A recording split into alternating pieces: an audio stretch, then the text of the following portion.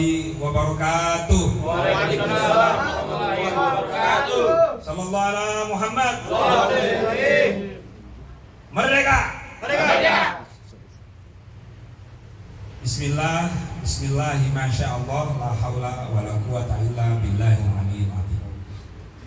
Hari ini pada hari Minggu tanggal 11 Agustus, di saat seluruh warga negara Indonesia untuk menyambut kemerdekaan tapi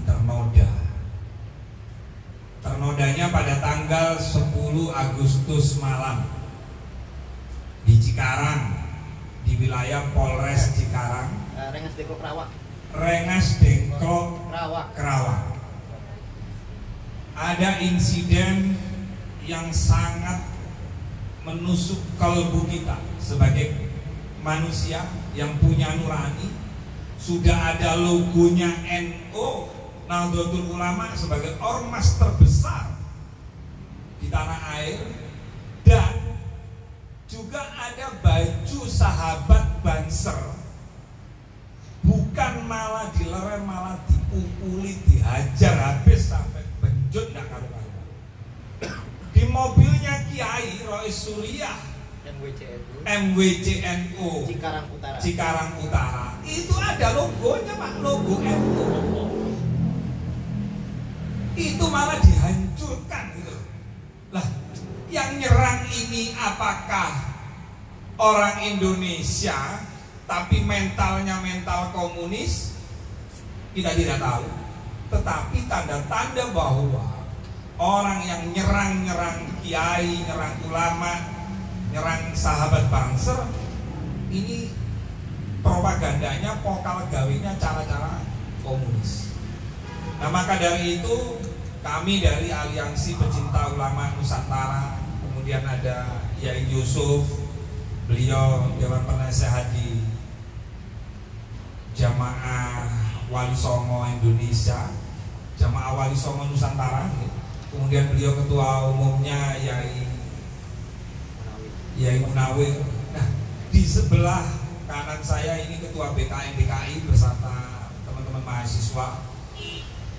Dan di sebelah kiri saya ini, ya Allah, kemarin bersama kita sama Yai Sarif, yaitu Bagus Mogi. Nanti beliau akan cerita sebelum kami memberikan pernyataan sikap terkait insiden pengeroyokan dan pengerusakan terhadap Kiai NU dan sahabat bangsa. Nah, ini namanya tuh Bagus Mogi. Jadi kalau di rekaman video itu, setelah mereka nyari Yai Imaduddin, siapa Yai Imaduddin nanti diterangkan sama sahabatnya, yaitu Bagus Mogi. Yang nyari Yai Imaduddin nggak ketemu nih, gerombolan apa ini, serigala monster ini, itu Mogi. Tapi alhamdulillah semua atas izin Allah, atas takdir Allah, itu Bagus Mogi sampai detik ini dengan lihat dalam keadaan sehat walafiat. Dan yang menjadi korban itu nanti biar tuh Bagus Mogi sendiri yang akan menceritakan. Jadi dipahami ya kawan-kawan ya. Nah, jadi ini adalah tugas kita, karena kalau kita naik mobil, apalagi sama istri ya, sama istri. Coba nggak melihat ada perempuannya, mobilnya diserang-serang, nggak lihat ada kiainya, nggak lihat ada pansernya. Mereka betul-betul seperti binatang buas, upaya pembunuhan, untuk melakukan upaya-upaya seperti yang disampaikan, pembunuhan dan lain-lain sebagainya.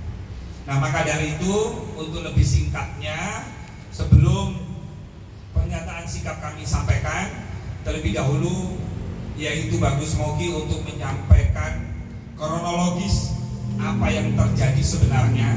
Saya yakin tayangan yang akan ditayangkan kawan-kawan media ini akan dilihat oleh Bapak Kapolri, Bapak Kapolda, Bapak Kapolres Kerawang. Saya percaya itu.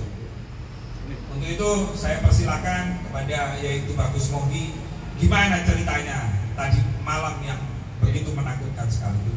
Sallallahu ala Nabi Muhammad. Assalamualaikum warahmatullahi wabarakatuh. Bismillahirrahmanirrahim. Alhamdulillahirabbil alamin wa bihi nasta'in ala umuri dunya waddin. Wassallallahu ala sayyidina Muhammad wa ala alihi washabihi ajmain, amma ba'du. Para saudara-saudara rekan pers, para yai yang tadi sudah disebut, diperkenalkan satu persatu oleh Gus Rofi. Jadi saya Tubagus Mugi Nur Fadil menjabat sebagai di Presidium Alpatar, Aliansi Pecinta Ulama Nusantara, juga Ketua Umum Robito Babat Kesultanan Banten, dan juga Wakil Ketua Umum daripada PWI LS, Perjuangan Wali Songo Indonesia Laskar Sabilillah. Nah, jadi perlu saya sampaikan latar belakangnya dulu ya sebelum semalam. Kenapa bisa ada konflik ini? Ada konflik horizontal antar umat. Latar belakangnya ini adalah antara kalangan habaib Ba'alawi Muasal Yaman dan pengikutnya dengan beberapa kiai Nusantara. Nah, ini perlu diperjelas juga kiai Nusantaranya, terutama yang terkait dengan keluarga besar Wali Songo juga, meskipun dia secara langsung. Jadi intinya kita sebelum apa-apa ini sering melihat ada para oknum Habib Ba'alawi yang mengaku-ngaku sebagai cucu Nabi itu berbuat kesombongan, radikalisme, perendahan, bahkan penjajahan tanda kutip finansial, spiritual di kalangan masyarakat. Contoh, ada oknum yang pernah menghina Gus Dur, buta mata buta hati.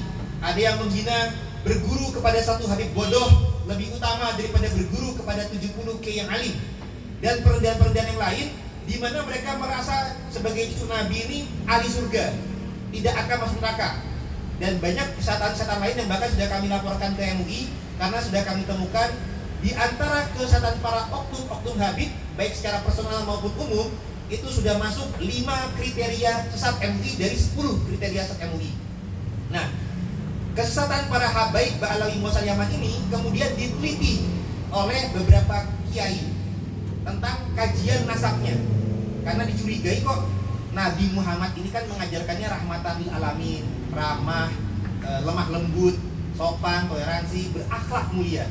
Tapi kok ini yang mengaku-ngaku sebagai cucu Nabi, kok di Indonesia menampilkannya suka caci maki, suka radikal, dan lain sebagainya.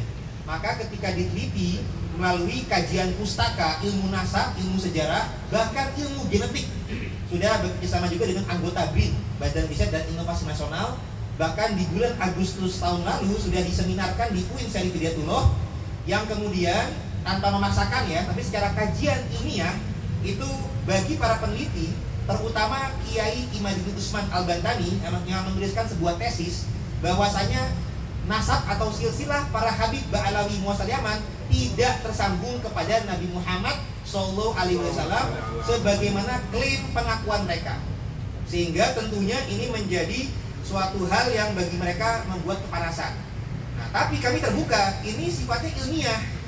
Jadi hal yang ilmiah, tesis ilmiah, silakan dikonfrontirnya dengan cara yang ilmiah juga, bukan dengan cara emosional caci maki, apalagi persekusi. Jadi kita sudah mengadakan seminar, kita sudah mengundang organisasinya Ba'alawi yakni Robito Alawiyah tidak hadir. Kami sudah mempersilakan apabila apa-apa yang kami nyatakan ini dianggap berita bohong, silakan gugat jalur hukum, kita adu bukti dan saksi di pengadilan kalau perlu. Jadi kami siap dikonfrontir dengan kajian ilmiah berupa, kalau Kiai Imas sudah membuat buku dan kitab, kita siap mengcounternya dengan adu kitab, adu hujah, lewat seminar maupun lewat pengadilan. Karena ini sifatnya ilmiah, bukan sesuatu hal yang sifatnya emosional. Dan Indonesia ini sudah dilindungi undang-undang. Kita memiliki hak pasal 28 itu untuk menyampaikan pikiran dan pendapat kita, dan ini adalah kajian ilmiah sehingga dilindungi undang-undang. Dan kita harus toleransi. Orang percaya sama Habib turun Nabi silakan, yang nggak percaya juga silakan. Tapi penelitian ini sebagai bentuk kritik, boyao yang belum tentu benar, jangan sok benar. Jangan merendahkan yang lain, jangan merendahkan kiai, jangan melakukan perendahan-perendahan kepada pribumi. Nah, karena mereka banyak melakukan perendahan tersebut, ini menjadi hal yang rawan. Dan tadi malam, ini. Baik, sekarang kita lanjut ke tadi malam. Intinya, karena di publik ada tokoh-tokoh yang sudah bersuara tentang masalah kajian ilmiah ini. Kalau misalkan saudara-saudara sekalian juga menyaksikan di YouTube, terutama ada Kiai Imaduddin Usman, ada saya Tubagus Mugi Nur Fadil, bahkan beberapa tokoh juga sudah berbicara, Kiai Syarif ada suka, Kiai Said Akil Siroj, kemudian bahkan Profesor Kiai Yusuf, Profesor Mahfud MD pun juga sudah bersuara, Roma Irama pun juga sudah bersuara, anggota RI dari DPR RI dari Nasdem, Bu Irma juga sudah bersuara, Kiai Munawir dari MUI juga sudah bersuara. Jadi ini sebenarnya sudah mulai viral dari tahun lalu. Nah, cuman ini saya jelaskan sedikit bagi yang mungkin masih awam. Nah, intinya ada tokoh-tokoh yang sudah menjadi incaran dan para kiai-kiai yang sudah sepakat dengan kita itu membentuk berbagai organisasi. Di antaranya ada Perjuangan Wali Songo Indonesia, Laskar Sabilillah, ada juga Jamiah Wali Songo Nusantara, Pejawara, dan lain sebagainya. Jadi sudah membentuk organisasi sebagai wadah untuk memperkuat kekuatan ya. Karena kan apabila kita jalan sendiri masing-masing, bagaikan lidi mudah dipatahkan. Jadi dibentuk suatu wadah untuk memperkuat. Nah, jadi rencana awal tadi malam itu adalah kita undangan dari Kiai Junaid Al-Baghdadi, salah satu ulama dan tokoh kasepuhan di Kerawang, Jawa Barat. Nah, beliau juga didapuk menjadi kasepuhan daripada organisasi PWI, Perjuangan Wali Songo Laskar Sabilillah Nusantara, yang nanti malam tanggal 11 Agustus akan mengadakan pelantikan PWI di komplek makam Syekh Kuro Kerawang. Nah, untuk persiapan menuju acara nanti malam itu para anggota PWI biasa melakukan musyawarah di pesantrennya Kiai Asep di Rengas Dengklok Kerawang, pesantren Manbaul Ulum namanya. Nah, itu sudah ada biasa-biasa musyawarah. Nampaknya musyawarah-musyawarah ini sudah diketahui oleh anggota, saya langsung jelaskan aja, FPI, karena saya punya buktinya. Jadi anggota FPI itu sudah mengetahui akan, atau ya para pendukung-pendukung Habib, mungkin ada FPI yang masih struktural atau organisatoral, saya kurang tahu ya. Yang pasti para pendukung para Habaib ini sudah ada ancaman-ancaman supaya acara nanti malam di PW ini tidak terlaksana, dan mereka mengetahui bahwasanya rencananya akan mengundang tokoh-tokoh yang banyak bersuara kontra nasab Habib Ba'alawi, yakni Kiai Imaduddin Usman Al-Bantani yang menulis tesis tentang kepalsuan nasab Habib, dan juga Kiai Abbas Buntet, cucu pahlawan pejuang dari Cirebon, Kiai Abbas yang turut berjuang di Perang Surabaya 10 November 45. Jadi ini ada rencana kehadiran dua tokoh petinggi daripada PWI. Nah, saya pun juga termasuk wakil ketua mewakili Trah Kesultanan Banten juga. Nah, kemudian rencana di malam nanti salah satu kasepuannya kan adalah Kiai Junaid Al-Baghdadi. Nah, beliau ada acara rutin tiap malam minggu, terutama ada hari-hari yang Kliwon apa gimana tuh, hari besar, ada acara di pesantren beliau di Rengas Dengklok Kerawang. Nah, beliau mengundang anggota-anggota PWI, terutama juga Kiai Imat, kalau bisa hadir di tadi malam tadi supaya membicarakan musyawarah untuk kelanjutan acara di nanti malam. Nah, jadi ada acara tanggal 11 Agustus, ada acara tanggal 10 Agustus. Nah, 10 Agustus ini acara khususnya daripada Kiai Junaid Al-Baghdadi. Nah, Kiai Junaid Al-Baghdadi ini acaranya di Rengas Dengklok Kerawang. Nah, ketika biasa acara gitu biasanya ribuan jamaahnya banyak, jadi biasanya suka macet, makanya ada arahan dari panitia tidak bisa langsung ke lokasi, ada tempat meeting point dulu, ada tempat transit dulu di pesantrennya Kiai Asep Manbaul Ulum yang nggak terlalu jauh. Nah, para polisi pengamanan utamanya di lokasi acara dari Kiai Junaid. Jadi yang diutamakan pengamanan di tempat Kiai Junaid. Di tempat transit hanya anggota laskar dan banser saja, belum ada pengamanan polisi. Nah, maka ketika yang dicari-cari oleh kelompok mukibin atau pendukung para habaib itu, mereka ternyata di panitia sudah memberikan ancaman. Bahkan dalam WA itu sudah memberikan ancaman bahwasanya ada upaya pembunuhan kepada Kiai Imaduddin Usman Al-Bantani, hendak memenggal kepalanya daripada Kiai Iman. Jadi ini sudah ada upaya ancaman dan upaya pembunuhan itu sudah ada. Nah, di tempat pesantren karena Kiai Imat sudah menyatakan tidak akan hadir, mungkin menjadi lengah. Seakan-akan kalau Kiai Imat sudah tidak menyatakan tidak hadir, insya Allah relatif aman. Nah, padahal yang berjuang kan tidak hanya Kiai Imat, tapi juga ada tokoh-tokoh di sekitarnya. Nah, karena saya juga sering mendampingi Kiai Imat, Jadi ketika kita di pesantren Mandal Ulum, nah kita lagi lokasi persiapan menuju ke pesantrennya Kiai Junaid. Nah ketika keluar ternyata sudah ada masa. Nah, awal-awal kita husnuzon, mungkin kan berbau nggak pakai seragam, tapi kan ya busana muslim pada umumnya. Awal-awal ketika mendatangi saya kira mau salim apa gimana gitu. Ternyata narik baju mau persekusi, bukan mau salim. Dan mereka tuh mencari-cari Kiai Imad. Kiai Imad tidak ada, mereka ada yang mengenal. Wah ini mau gini tuh, bagus mau gini. Jadi mereka mengincar saya karena sebagai orang yang dekat dengan Kiai Imad. Nah mereka mengincar saya, yang orang-orang tim kami berupaya mengamankan, termasuk istri saya, termasuk Kiai Ihsan. Dicoba diamankan untuk masuk ke mobilnya beliau. Nah, Kiai Ihsan ini adalah Rois Suriah MWC NU Cikarang Utara. Jadi Kiai yang struktur organisasi di NU itu sendiri. Jadi kita masuk ke dalam mobil beliau. Jadi kami dalam satu mobil itu ada supir, ada Kiai Rois Suriah MWC NU Cikarang Utara namanya Kiai Ihsan, ada saya, ada istri saya, ada Kiai Asep sebagai tuan rumah pondok pesantren Mandal Ulum, tempat transit, dan juga ada santri. Jadi ketika kami sudah masuk dalam mobil, ada dikawal juga oleh banser, tapi karena mereka sudah mengincar saya, akhirnya mereka naik motor langsung mau mengejar. Nah akhirnya supir juga sudah mempercepat laju kendaraan, tapi dihadang. Nah ketika dihadang, banser berupaya menjaga, banser dikeroyok, dua orang dikeroyok, dipukul. Mobil kita dalam keadaan dikepung, dipecahkan kaca belakang. Meskipun kaca belakang itu ada simbol NU, Nahdlatul Ulama, mereka tidak peduli. Meskipun di dalamnya ada para kiai, mereka tidak peduli. Kiainya juga kiai yang jelas, ada yang tokoh lokal maupun nasional. Ada perempuan pun mereka nggak peduli.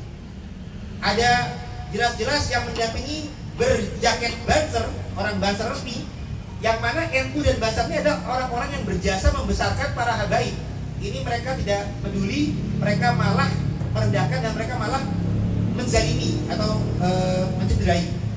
Jadi bahkan orang-orang ketika itu sudah memecahkan kaca, bahkan juga memukul dengan helm kepada Kiai Ihsan itu, kacanya pecah, kacamata yang pecah. Kalau ada bukti di lapangan. Ada. Terutama juga yang banser juga lemah lebam. Kalau saya alhamdulillah selamat, nggak ada masalah. Dan orang-orang itu juga sudah teriak, bakar mobilnya, hancurkan. Jadi ada betul-betul upaya pembunuhan. Nah, akhirnya kita putar balik, kita kembali ke arah pesantren, langsung tutup pintu, para santri dijaga-jaga dan panggil polisi. Jadi intinya kepolisian alhamdulillah sudah segera datang mengamankan. Memang ini menjadi pelajaran juga bagi tokoh-tokoh yang mengundang para penceramah yang terkait dengan perjuangan nasab. Keamanan ini ditingkatkan tidak hanya di lokasi acara, tapi di tempat transit ini juga harus diamankan juga steril. Nah jadi utamanya kronologi seperti itu. Ini tindakan yang sungguh kami rasa biadab, karena ini Indonesia adalah negara yang mengedepankan toleransi. Semua punya kebebasan berpendapat, punya kebebasan masa keyakinan, dan kita tidak memaksakan. Ada yang mau percaya Habib silakan, tapi ya jangan memaksakan. Sampai-sampai kalau nggak percaya, jangan sampai menganggap halal darahnya. Ini sama saja dengan takfiri, mengkafirkan orang yang tidak sesuai dengan kepercayaan orang lain dalam satu agama Islam. Dan itu sudah masuk kriteria, salah satu kriteria SAT MUI. Dan kalau kami lihat sebenarnya mereka sudah ada 5 sampai dengan 5. Tapi yang tadi malam itu adalah salah satunya. Karena mereka sudah menghalalkan darah sesama umat Islam. Bahkan kiai dan banser pun mereka tidak pandang bulu. Mereka anarkis. Hanya berbeda pandangan saja yang tidak substansial, tidak masuk rukun iman, tidak masuk rukun Islam. Karena percaya kepada Habib bukan rukun iman. Rukun iman tetap 6. Jadi kalau mereka menganggap percaya kepada Habib juga bagian dari rukun iman, artinya mereka menambah-nambahkan rukun iman. Nah itu juga sesat juga kalau seperti itu. Jadi intinya kita prihatin, tapi kami tidak shock. Jadi meskipun ada Habib yang menyampaikan akan memberikan shock terapi seperti saat ini, kami tidak shock, kami akan tetap semangat. Dan juga bukti keterlibatan oknum Habib, karena di situ mereka menyampaikan juga dari FPI. Kemudian buktinya adalah ketika kami dipersekusi, ada yang merekam dan langsung disiarkannya di YouTube channel Sayyid Bahar Smith Official. Jadi ini membuktikan memang ada konspirasi dari kalangan Oknum Habib, karena mereka sudah terstruktur, terencana, mengetahui tempat lokasi kami ngumpul, mereka langsung sweeping, persekusi, mencari-cari Kiai, bahkan sudah upaya pembunuhan, karena sudah ngomong bakar mobil, hancurin, bukannya sekedar supaya demo, bukan, karena kami tidak ada ceramah nasab, bukan, kami sekedar undangan menghadiri acara undangan agama, acara haul dari Syekh Kiai Junaid Al-Baghdadi. Jadi bukan mau bicara hal nasab atau hal sensitif, tidak, kami sekedar sebagai tamu undangan saja. Yang mereka incar Kiai Imad tidak ada, kami pun diincar. Jadi ini suatu hal yang meresahkan publik dan merendahkan para kiai dan itu. Sekian dari kami. Kurang lebihnya mohon dimaafkan. Assalamualaikum warahmatullahi wabarakatuh. Sikap Aliansi Pecinta Ulama Nusantara sebagai berikut. Pertama, mengutuk keras aksi pengeroyokan, pemukulan terhadap Kiai NU dan anggota Banser. Dua, meminta kepada aparat kepolisian, dalam hal ini Kapolri, Bareskrim Polri, Polda, Kapolda Jawa Barat, kemudian Kapolres Kerawang, karena di tahun-tahun politik ini semua masyarakat butuh ketentraman, kenyamanan, dan kedamaian. Untuk itu kami minta kepada beliau-beliau untuk menangkap pelaku, mengusut tuntas, dan mengusut siapa yang menyuruh dan siapa dalang dibalik pengeroyokan tersebut. Nomor 3, menghimbau kepada seluruh masyarakat Indonesia, khususnya warga Nahdliyin yang cinta akan kedamaian, untuk menyerahkan sepenuhnya kasus tersebut kepada pihak berwajib, menyerahkan sepenuhnya kepada pihak berwenang agar hukum tetap tegak sekalipun langit itu runtuh.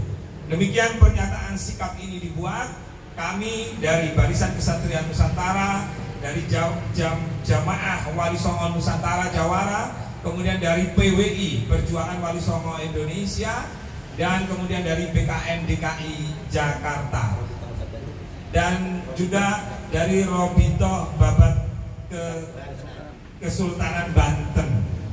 Demikian teman-teman pernyataan sikap dari kami, dan mohon untuk diperhatikan serta ditindaklanjuti. Saya kira itu teman-teman.